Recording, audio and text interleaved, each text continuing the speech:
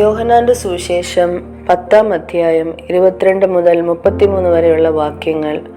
അനന്തരം യെരുശലേമിൽ പ്രതിഷ്ഠോത്സവം ആചരിച്ചു. അന്ന് ശീതകാലമായിരുന്നു.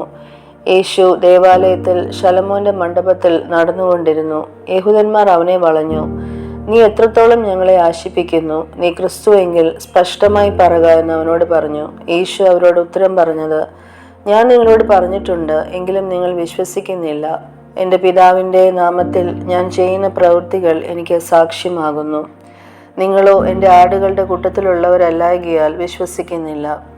എൻ്റെ ആടുകൾ എൻ്റെ ശബ്ദം കേൾക്കുന്നു. ഞാൻ അവയെ അറിയുകയും അവ എന്നെ അനുഗമിക്കുകയും ചെയ്യുന്നു.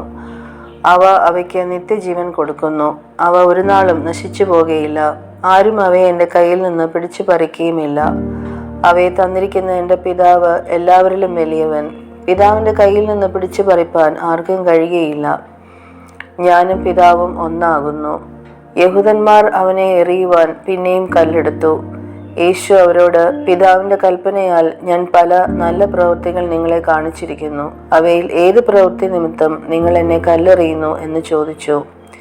യഹൂദന്മാർ അവനോട്, "നല്ല പ്രവൃത്തി നിമിത്തമല്ല, ദൈവദൂഷണ നിമിത്തവും നീ മനുഷ്യനായിരിക്കെ നിന്നെ തന്നെ ദൈവമാക്കുന്നത് കൊണ്ടുമത്രേ ഞങ്ങൾ നിന്നെ കല്ലെറിയുന്നത്" എന്ന് ഉത്തരം പറഞ്ഞു.